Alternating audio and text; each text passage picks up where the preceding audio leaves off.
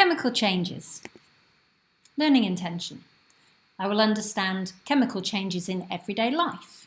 For example, photosynthesis, respiration, and chemical weathering.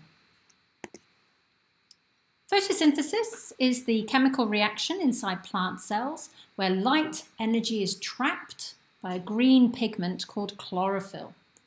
The energy is then converted into chemical energy in sugar molecules called glucose, and the atoms for the glucose come from the reactants carbon dioxide and water. So here is our word equation for photosynthesis. The reactants are carbon dioxide and water, and the chemical change converts those into glucose, which is a type of sugar, and a waste product called oxygen, which is a gas. We've got the balanced symbol equation here, but what I want you to focus on is the change in the atoms. So we have molecules of a compound called carbon dioxide here. We've got black for carbon and red for oxygen. Here we have water molecules made up of one atom of oxygen and two atoms of hydrogen. And we pull apart every single one of those molecules to rearrange those atoms into the products. Sugar is a big molecule. It has 6 carbons, 6 black ones, 12 white ones, and 6 oxygens, 6 red ones. And then left over, there will be 12 oxygen atoms that combine in pairs to form 6 oxygen molecules.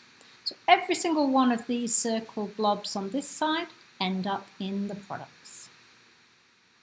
Now the observable changes that you will see during photosynthesis are that we make a new substance called glucose. It's a sugar, we can test for that. And we make oxygen gas. If we make new substances, if we make a gas, then we have a chemical reaction taking place. Cellular respiration is the chemical reaction in mitochondria in every single cell all the time. Glucose food molecules are reacted with oxygen and they release chemical energy for the cells to do work. And the atoms in the glucose are separated and rearranged. So let's have a look at the word equation. Glucose added to oxygen makes carbon dioxide and water. And again, you can see the molecule of glucose with all of its atoms combining with the oxygen, all of those atoms being pulled apart and rearranged with new partners to result in the products of carbon dioxide and water. And whilst this happens, you release a lot of energy. And that energy release reminds us, if we can see that happening, the temperature increase means a chemical reaction has taken place, a chemical change. We're also making a gas, and we know that releasing a gas is a really great observation if we're looking for a chemical change. And the final example we've got here of everyday chemistry going on is chemical weathering. And this is where you get erosion of buildings and statues as the molecules that they're made of react with acidic rainwater. And again, we rearrange the atoms and we form new substances, and this time they wash away or float away easily. That's why we get this loss of detail on statues that are made out, particularly of limestone and marble.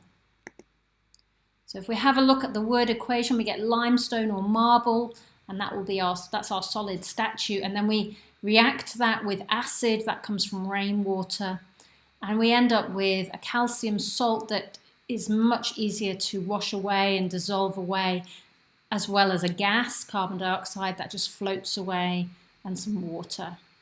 So although this process of chemical weathering is quite slow, pollution can speed it up, but you can see it when you are out and about looking at statues that have been exposed to acidic rainwater or polluted rainwater.